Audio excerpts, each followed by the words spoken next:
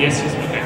And this is, forget the HDTV, games don't even have a tabletop for, which is about board game adaptations of video games and just kind of the history of board games and video games together in one kind of thing.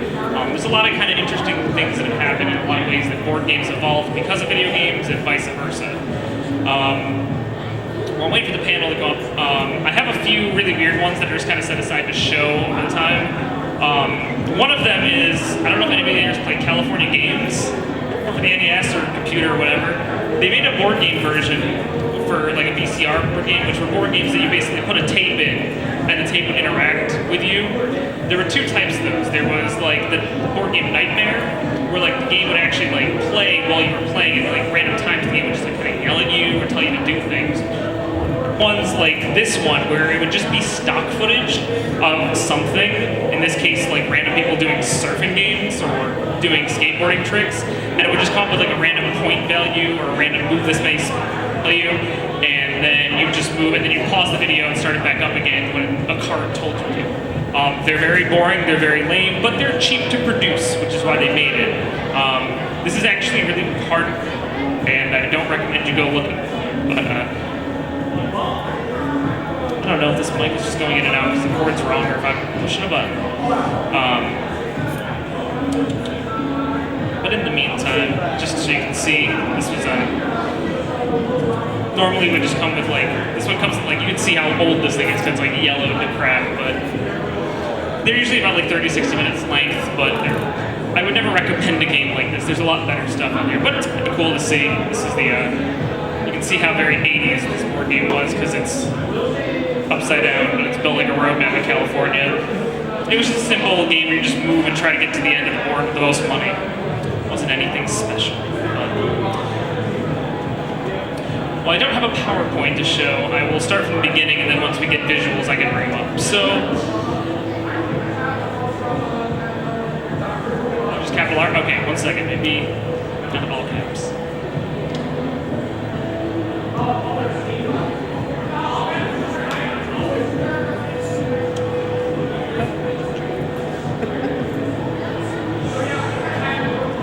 I apologize for the technicals.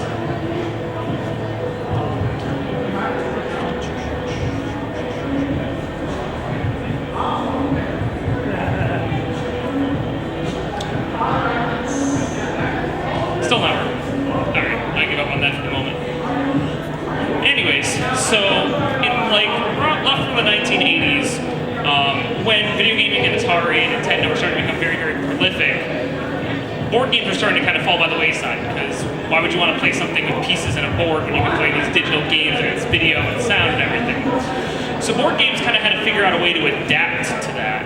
And one of the best games that was an example of that, which I unfortunately don't have the commercial to show, was a board game called Dark Tower. Dark Tower was a board game that came in 1981 that was, it's about $400 now, but it was about $150 when it came out. And it was basically a circular board that had a giant tower spire in the middle. And it had a mini computer in there that would keep track of like enemies and how many you killed and how much gold you have. And you could keep track of it on a little scorecard, but the computer would remember everything else. And it actually rotated inside all these different panels that would light up when you got attacked by something. And the whole goal was to get in the Dark Tower and invade it. So the whole idea was, well, if we can't have, video playing or whatever, we'll make, we'll adapt electronic technology to our board games, but still add that physical element to it to make it interesting. The board game's very popular, it has a big following now, but at the time it cost quite a bit of money, and it was also very prone to technical difficulties. Even now, you have to actually grease and motor oil the tower to actually keep it functioning. But it's a very good game. It's very deep. It was very enjoyable. It's almost like having a D&D campaign on a board with a tower that would keep track of all the stats and everything. So eventually, after about 10 years or so, board games would kind of decline. In 1991, the market value for the year for board games is $1.2 billion. In 2001, they were making less than $400 million. So board games obviously felt like the hit from video games. So instead, they started trying to adapt board games, tons and tons of board games into real, tons of video games into board games. Most of them are terrible, unfortunately. Actually, the ones that came out later are better. But weirdly enough, video games also made board games, sort of older ones, look sort of incompatible anymore. And the idea was, well, we can put Monopoly or Clue or any of these classic board games on a cartridge, but you won't need to set it up. If you don't have friends, you can play them by yourself with a computer, and you can't cheat, which was a really great idea at the time. It's like, why, it costs maybe another $20, $30 more, but why not? Some of the games, we might have a fixer here. Some of the games like Clue were kind of broken because in order to play Clue, as you know, you have these cards that you would look at, and they would tell you the pieces of evidence you know. You would know where they were, what the weapon wasn't, what suspect it wasn't. So in order for you to check the cards, you'd have to tell all of your friends to turn around and look away from the screen and take 2 to 3 minutes at a time just checking the cards, and it was a pain. It was a pain in the butt. But some of them, like Monopoly, were really great. In fact, Monopoly, you'd be able to change all the house rules. So, if you play with free parking, you can do that. If you play with double go money, all that kind of stuff. So it sort of made the game almost, why would you own a board game when you just have this video game console? But even more so, you could do bigger and more fancy things with a video game than a board game. So they would start making video games, like board games, that didn't come out in real life. For instance, the most popular example I can think of was Anticipation for the NES, which was developed by Rare, which for some in the collection, which I don't know why it wasn't on Rare Replay. But in Anticipation, it's kind of like Pictionary. You'd have these pieces that would go around a board, and they'd go up level by level once they got all of the categories correct. So, excellent. All right, I'm gonna get this thing booted up in a moment. So, with Anticipation, you would have these puzzles that would pop up, and they would draw themselves into being. So you have all these little dots, or if we play on hard mode, there'd be no dots, and you'd have to kind of decipher what the picture was and guess. But the computer would draw all the pictures for you. It was almost like Pictionary without having any of the drawing ability, which you could argue is more fun or less fun. But the point was is that you could do more with a video game than a board game. Or, in the instance of this one that I have here that's actually kind of hard to come by, you could combine the two. This is a Namco-based game on Genji and the Heike clan. It came out as Samurai Ghost for the TurboGrafx here. This is actually a game where you would take a Famicom cart, and this would have the board on it, and it would have animations, it would have some special events, even some gameplay, some side-scrolling segments. And in the meantime, you'd have a real-life map to keep track of stats and everything else. This is kind of hard since it's 8 pieces. But this board would keep track of everything, so you're kind of trying to take territories and move around a map to quest for a treasure. And then you'd have all these little pieces in here. You had nice little nice actually metal gaiji figures, and you'd have all the little stat cards all built into the game. I mean, obviously it's not translated, so you can't play it, but it's a very cool idea. And the only other thing I can think of that ever did something like that was the Mario Party e-reader game, but there's a lot of other examples out there. Let me give me 2 seconds to get this PowerPoint up, because that'll make things a lot easier to follow.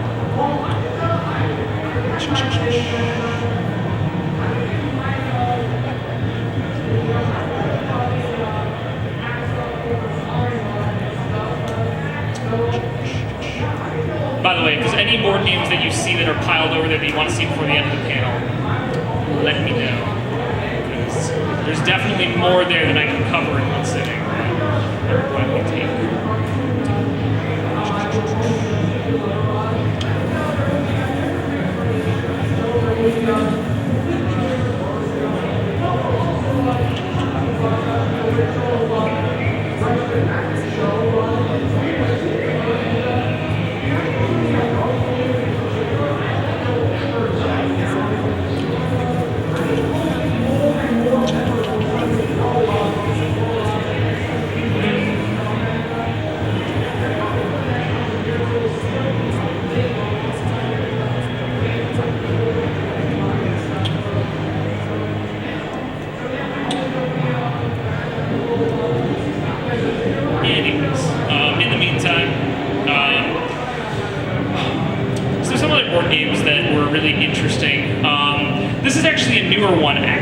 Nowadays, there's quite a few board game adaptations coming out for video games. Gears of War was one of the earlier resurgences because board games, as people kind of know now, have become kind of popularized, not in the old sense like Milton Bradley and Parker Brothers, but a lot of like more high-end tabletop game companies like Fantasy Flight.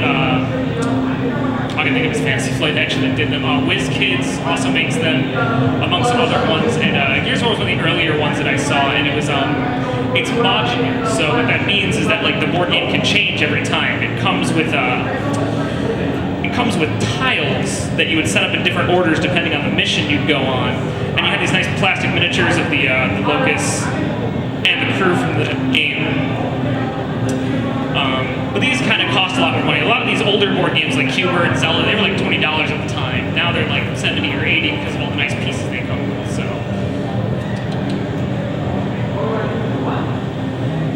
I'm not going to try to load YouTube videos right this second for Dark Tower. But, so, yes, supporting trying to keep up with video games.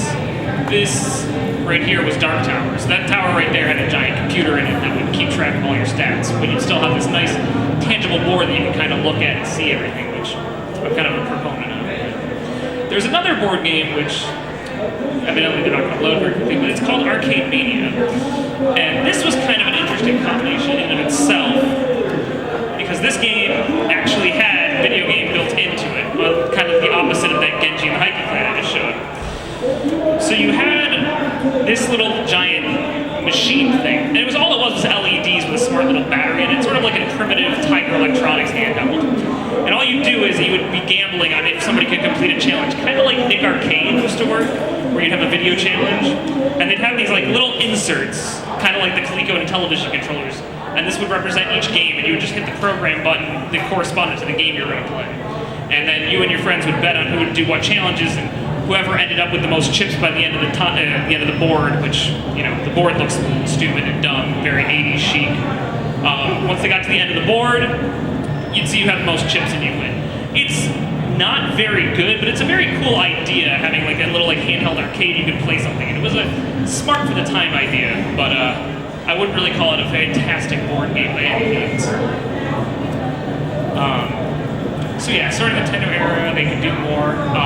So, is this actually going to boot up, is the question. So at one point, they were, yes, working on a Hero Quest game. I don't know if anybody here is familiar with Hero Quest, but Hero Quest was sort of like a D&D board game that you could play without having all the stat sheets. Your stat sheet would be filled out for you. You'd have like this nice little map built out with all these little like plastic pieces that would represent doors and treasure chests and monsters and stuff. And you'd have different classes of heroes you could pick.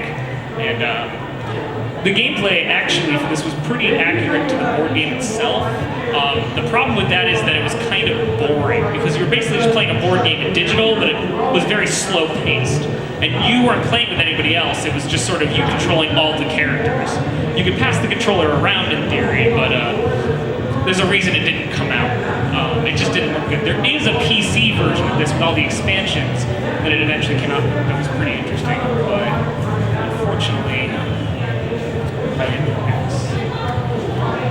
And this is the example I was talking about. So this is the part where you'd have to like choose which player's cards you're going to look at, and never have to like turn away from the screen to look at your cards, and you didn't really have a good stat. You'd have to like have a piece of paper out to keep track of your clues still, so you're still almost playing a board game entirely. So Clue didn't really adapt very well to video game form. So eventually, yes, video games would start making more fancy versions of board games. Mario Party is another great example. This is Rockboard, which was a Mega Man themed board game that's basically Monopoly. It's not really anything fancier than Monopoly. It just has nicer animations, and they have these little cards that would have the boss monsters on them that you would be able to play to like double your investment for a turn. So if you got money from another person, you would pick it up. The weird thing was the playable characters were Roll, Dr. Light, Dr. Cossack, and his daughter. Like, they're very weird characters you'd end up picking. Oh, and you don't actually get to play as Mega Man at any point in this game. He's just kind of there to be a host. There's also Cult Sex Saga, which is probably the most famous video game, like board game that doesn't exist in real life. It's essentially Magic combined with Monopoly. You would go to spaces, and when you land on them, you would pay money to own them, but you would actually put a monster there to protect it. And other players could try to put a different monster on it. You have to fight the two monsters on there based on their HP and stats. It's actually really, really good, but they can, like, a good game of this, like, with 4 people could last like 3 to 4 hours. So luckily there's a save feature. Now, Japan has kind of way better board games than we got here, because board games have always been really popular in Japan and have stayed that way for quite a while. I have a couple I'll show in a second, but the first one that I'm showing is based on Super Dodgeball, or Kunio-kun Dodgeball in Japan. It's not really so much a board game as it is a toy, but basically you and a friend would get 2 launchers, you would spin to see how many shots you would get, and you try to fling the other opponents off of the board. Kind of like Crossfire, like a weird version of Crossfire. There was also an Alex Kidd board game. I'm a pretty big Sega person, as my jacket might represent. The board game itself is pretty bare bones, just moving around a board, getting cards, and trying to move into the center to beat the game. But it has a spinner that you'd actually push a button that would spin the wheel, and then Alex Kidd would actually read the number off to you, which was a pretty kind of novel feature at the time for a board game. But I've never seen a copy like online for sale, so. This is actually probably the coolest one I found in my research. This is called Dragon Quest Dungeon. So each player would get a little mini board and like one of those screens, and each one of you would build your own mini Dragon Quest dungeon. And in that dungeon, you can kind of set it up however you want. You basically have a point allotment, and you'd all have the pieces. And it's basically like, once you have this many pieces filled up on the board, then you would have your friends try to go through it and try to complete your dungeon. And then whoever basically made it the farthest and or got the most treasure in the dungeon would win. There's, again, not a lot of screenshots out there of these, and I've only ever seen one on a Japanese Yahoo auction, and it went for $600, I think. A lot of these cool Japanese board games are not only collected in like Japan, but they're very hard to find in America, and whenever they pop up at any kind of auction, people tend to go after them. The only American-European board game that tends to be popular in Japan is Catan, and this is a copy of Catan for Mega Man Battle Network. If you're not familiar with Catan, it's a resource-style game where basically all you're trying to do is build roads and buildings to try to accumulate points, and you do that by getting resource cards with sheep and wood and stuff. In this case, they replace it with different like battleships that you would use to move around the board, and each character represents one of the types. But again, that's another thing where I've seen it, but I've never seen anybody actually sell one. The Legend of Zelda board games that Japan came out with are significantly better than this piece of crap we got, where only one player controls, like every player controls the same piece, and it's just arbitrary who wins. This was the best looking one of all of the board games that Milton Bradley put out, but that doesn't say a whole lot. With this board game, it was actually pretty much a full representation of the original Legend of Zelda board game, and it's the only board game that I know of from Japan that has been fan-translated. The version you're seeing on the right is a printout version of that board game. So if you ever want to try it, it's available out there online. It's called Legend of Zelda Hyrule Fantasy.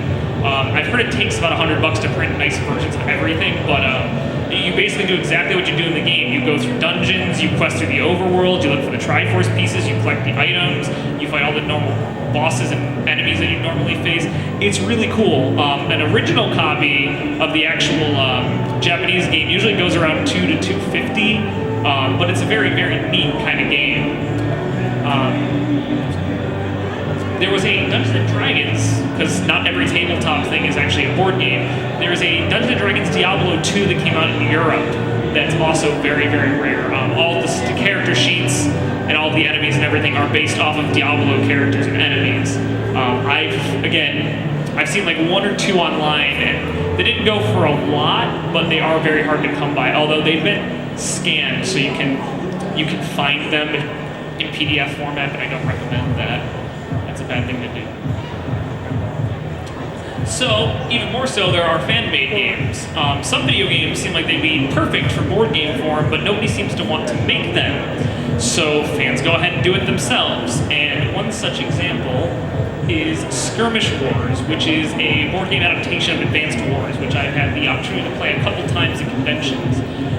This is what it ends up looking like. So basically, kind of like Gears of War, it's modular. So you have these tiles that you can kind of place in any way you want, and you get to pick your commanding officer who has special abilities when using any of the tanks or infantry or whatever item that they might be good with, you just move them tile-based around the board, just like you play any turn-based tactical game. And you have a chart that would show like how far you can attack with that vehicle, how much damage it would do, all that kind of stuff. It's a little like deep, and it does take a lot of kind of track keeping to do, but it's a very, very fun board game. The assets are out on BoardGameGeek.com. It's pretty easy to find. There are also some rare games that I have never been able to track down, not without lack of trying. This is Primal Rage's Rage on Earth, which was published by Playmates. I don't know that they published any other board games that I'm familiar with. It's very weird. You get like balls, and you would roll them down the center trying to knock out your opponent's pieces, and whoever had the most pieces at the end of the game would win. The art's kind of awesome looking, but the game itself is very, very simple. This is one of the newer ones that came out, specifically the expansion. So when the original Doom board game adaptation, which was based on Doom 3, came out, it was kind of broken and unfun to play. So they released an expansion for it that kind of fixed all the problems and made it actually very fun to play. Unfortunately, the license ran out very soon after. They weren't able to publish it, and now the expansion costs upwards of 100 at least. I don't know if it's gone up any higher than that. I happen to have this, but I don't have it with me. But it's kind of like Gears of War ended up becoming. It's mission based. You have tiles that you would put down in different orders, and you get different equipment, different weapons. And they had nice miniatures, like a lot of them do. And then there's Dragon Player, which had a board game from Milton Bradley. Basically, the board would like rotate, and you just get random action cards as you hit different scenes, and you basically either be able to react to it or you wouldn't be able to react to it. So, let's say you drew a like falling tile card. If you didn't have a jump command, you'd just die and have to go back to the beginning. If you had it, you would jump over it just like you would in the game and move on to the next room. It's very simplistic, and it's kind of random and arbitrary who wins, but it was kind of a neat idea. The board would actually shift and rotate, so like things would change depending on when people played cards.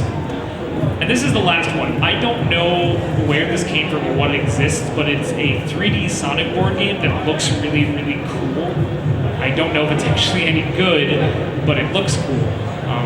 You actually have to like spring the piece up in there, and it just moves around and stuff. It just looks cool. It was based on Sonic 1 specifically, even though it has some Sonic art from the Sonic cartoons.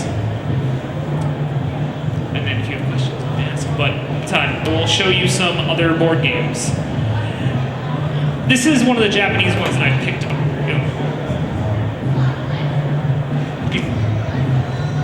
I'm gonna have to project. Recently, this is a board game based on Professor Layton, which is a famed kind of popular Nintendo property now.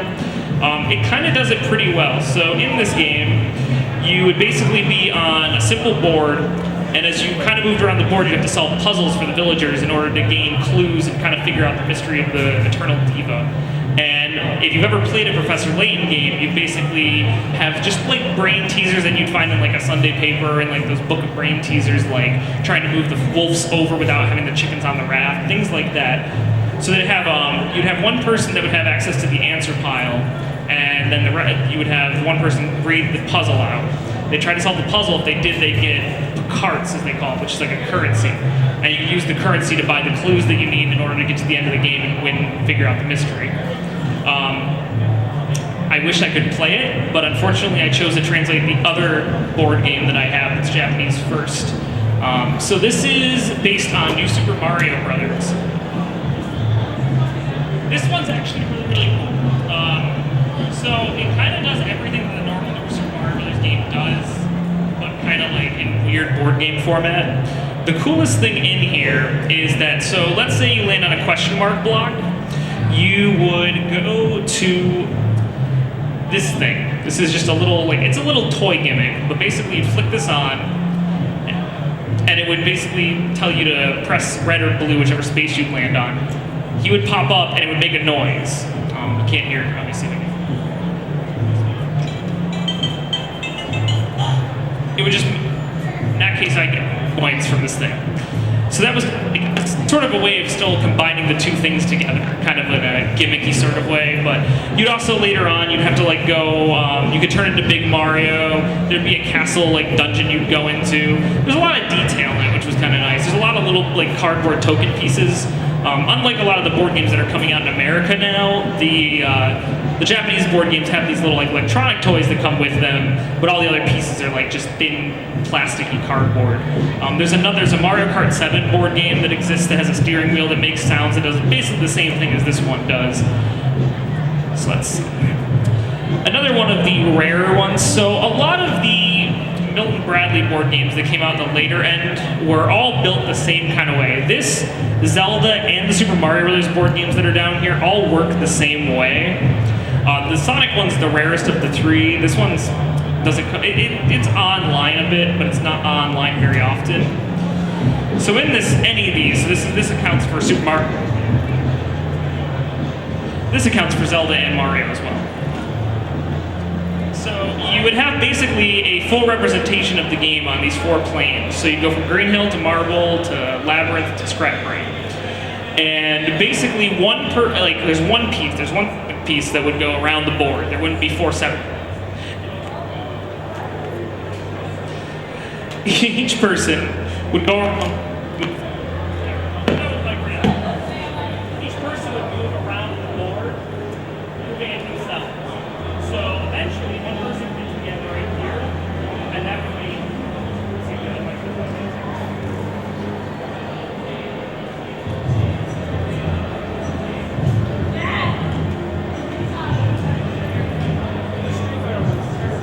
Oh, it is. I have it actually. I just didn't bring it because it's terrible.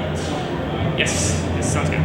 So, all 4 people, or how many people playing, would control one piece. And eventually you just reach this final battle piece right here. You'd roll to see if you beat Dr. Robotnik by one person rolling a 6-sided dice, the other person rolls a 6-sided dice, and that's it. And that's the game. Whoever collected the most rings wins.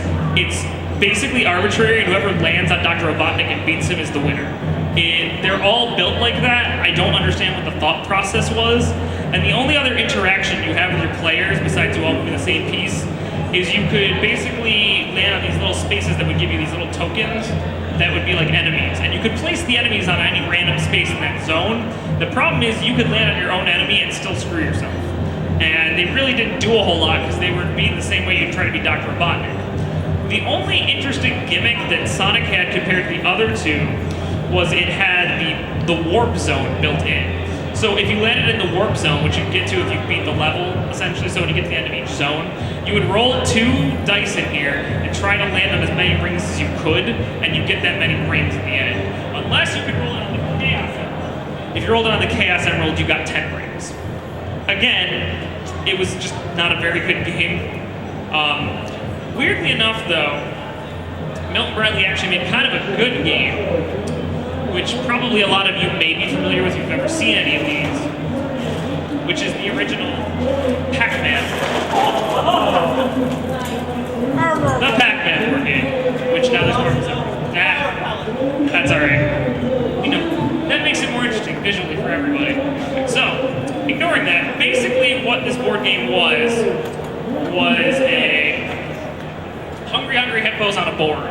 You would put marbles on each of the little holes that are in here, and you would just try to move around the board, gobbling them up. And you had these kind of terrifying Pac-Man pieces.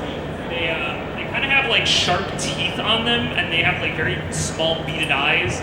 But they basically have a hole in the bottom. You would chomp over them and pick up the marbles, and they'd store in here. And then when you were done with your turn, you'd have a little bin that you'd put the marbles back into. And the only other thing they had was they had ghosts that would move around the board, and if you got hit by a ghost by an opponent, they would knock you out and take away all the marbles that you would gain in that turn. It's actually pretty fun. It can get kind of intense, and you can kind of piss off all your friends playing it, which you're not getting pissed off at a friend when you're playing a board game. The board game's not any good. So I would actually recommend that one. Again, there's another board game that I have down here that many people might be familiar with, but not necessarily this particular version. Has anybody here ever seen Pokemon Master Trainer? Yep. Couple people.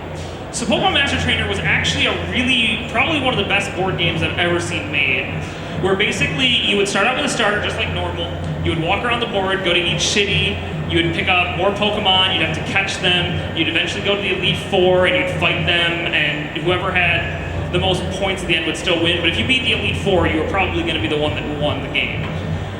Now, what most people don't know is that there was a second and a third version. The third version and the first version are kind of easy to find. The first one's a little more expensive just because people, like, it's sought after and there's a lot of pieces. All 150 Pokemon were accounted for. But this is the second edition that came out for the second generation. So this is like Gold, Silver, Crystal era. This is almost impossible to find. I don't know if they just didn't make a lot of them or if it didn't come out officially in America or anything like that. But that has all 251 Pokemon and it's basically the same game. The only difference is that the board, instead of having little slot holes to put the Pokemon in, you would just be able to get Pokemon randomly through like drawing cards and stuff, and you'd still have to catch them, but they wouldn't just be on the board randomly and they get refilled.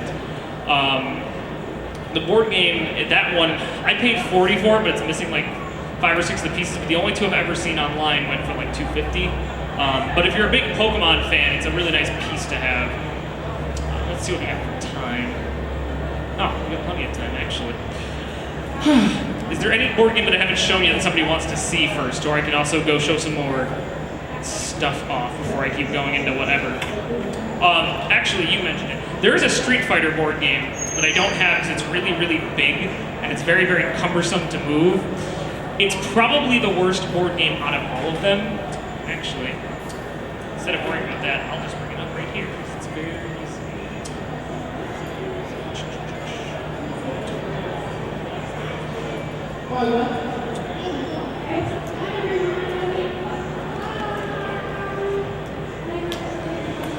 So essentially, the Street Fighter II board game was a glorified toy set. So much so that they advertised for you to use your action figures with it, because the actual board game itself has no depth and no purpose to existing. It looks really cool, which is kind of how they get you to buy it. It's a really big box. The art's very accurate to what the arcade unit has. So, like, you know, if you're a 5-year-old and, like, you know, you see this box art, you just go, I've got to have this. This looks so cool. This picture wants to pop up here. Yeah, that one's fine too. If you can't see, which should pop up eventually, essentially you get these giant, you can see the Zangief down there, you have these giant, almost like 6-inch tall, like, cardboard pieces that moved around a city, and you have these 3-dimensional buildings that you would go to, and you would have, like, that kept track of your stats really up. Those pop-up 3D buildings, they don't mean anything, they're just stat trackers. Basically, you would roll a die and move up to 6 spaces, but each space was a roadway, so basically no matter what, you're going to run into somebody and you'd fight them by rolling dice. Eventually, you would win, you'd roll enough dice to get enough power points to either go fight Bison in his, like, fancy chamber thing that he's got in the back, or you just win by having enough power points. It's really, really pointless. A lot of these games, for some reason, thought that adapting a board game was a really simple thing, and all you had to do was just put a license on a box and call it a day. And that's why most of these are kind of terrible. Why do I collect them? Because they're interesting, not because they're good. I have plenty of other board games that are significantly better, but there's something interesting with all these adaptations that they tried to make and how kind of spectacularly they failed. Although, again, they got a little bit better as time went on. So this is kind of a harder one to come by. I've only seen it a couple of times. It's not very expensive. And again, it's not the best board game in the world, but there was a Mega Man board game based on the Battle Network in America as well, called BattleNet Game. It has really nice figures, actually. So, like, if nothing else, at least if you bought this, you'd have a nice toy to play with. And you also got, like, one of the little battle scanners you put chips into and stuff. But essentially, all you were doing in the game was moving around a board trying to gain up enough power chips to go fight Pharaoh Man in the middle. And whoever beat him won. But you could also fight your opponent, steal chips from them, and there'd be, like, random enemies and stuff that would pop up. So, like, there was a lot of, like, little interesting elements to this that made it better than most other board games that I've seen in recent years. There is another Mega Man board game that was Kickstarted like a year ago, but they've kind of gone radio silent since then. So nobody really knows what's up with that board game. It's supposed to be just a 2-player board game, but it has a lot of really nice miniatures if you're a Mega Man collector. It might be worth looking into. But I'm not entirely sure what the deal with that board game is. It may have been another one of those Kickstarters that they didn't get enough money for when they put a budget out there or something like that. Tetris was another one that was kind of adapted well. Again, the box art looks really nice. But basically all you would do is you and 3 other people would have these boards right here. and you would each pick up tiles, and the goal, even though this isn't the goal of Tetris, was basically to keep maneuvering the tiles so that you never hit the top. So basically the last person to have an empty, like a board with squares that they could put a piece into would be the winner. It's actually a pretty simple game, but it's actually one of the more fun adaptations I played, because there's something kind of fun about having to be kind of forced into like trying to figure out the best way to put things together. It still had an element of the board, of the video game, without trying to just be the video game in a board game format, like say something like Street Fighter 2 that's kind of terrible and awful. Another one that this is probably one of the better adaptations, and this is the only one I've ever seen from these guys. This is Big Brain Academy from University Games. If you ever played Big Brain Academy, the whole goal of that game is to just play a few different like types of things that test your brain, and then it weighs your brain, tells you how big it is. The categories are like maths, writing, things like that. And in this game, you have a spinner that you basically choose your category with.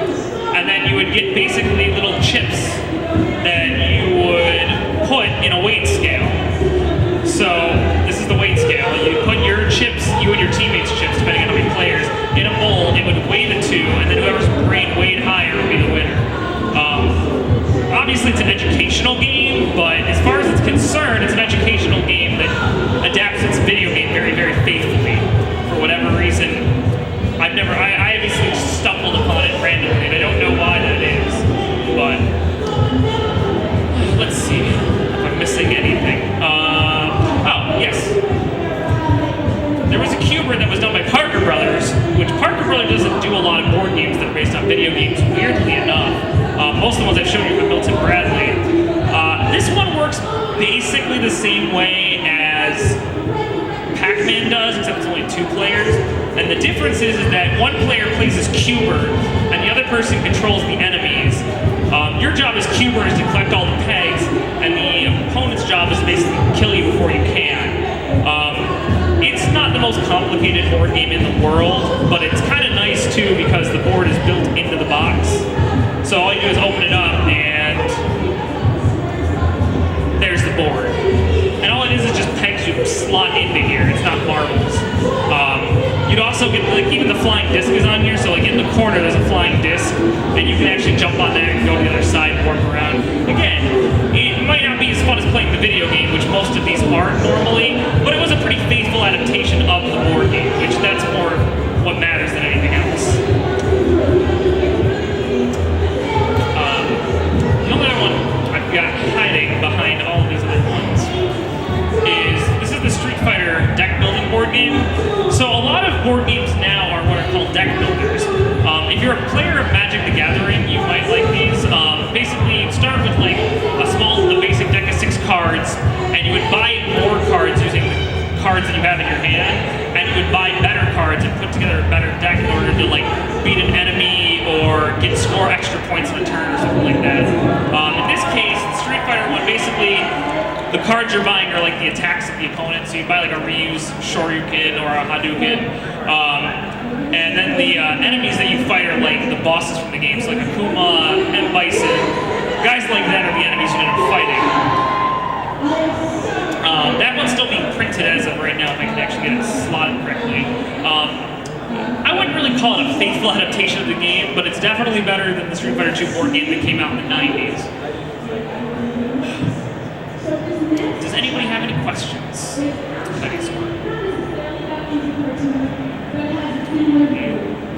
Yes. So, are you saying that board games have stuck around more in Japan even today? And if yes or no, why do you think that is? Yes, and it's mostly, to me, a cultural thing from what I've gathered. Family time and, like, being with your family is a lot more, like, a thing there. It's much more about, like, cultural element. So you spend a lot more time with your family there. Also, toys in general are still really popular there. So I think it's because that families actually play board games together still there much more often than we do here. And they don't really have, like, Monopoly and, like, those kind of games are still popular in Japan, but they're not popular the way they are here, whereas like there's 10 or 20 board games that are considered classics here that everybody plays, and that's about the extent of what people play. Whereas in Japan, they'll kind of play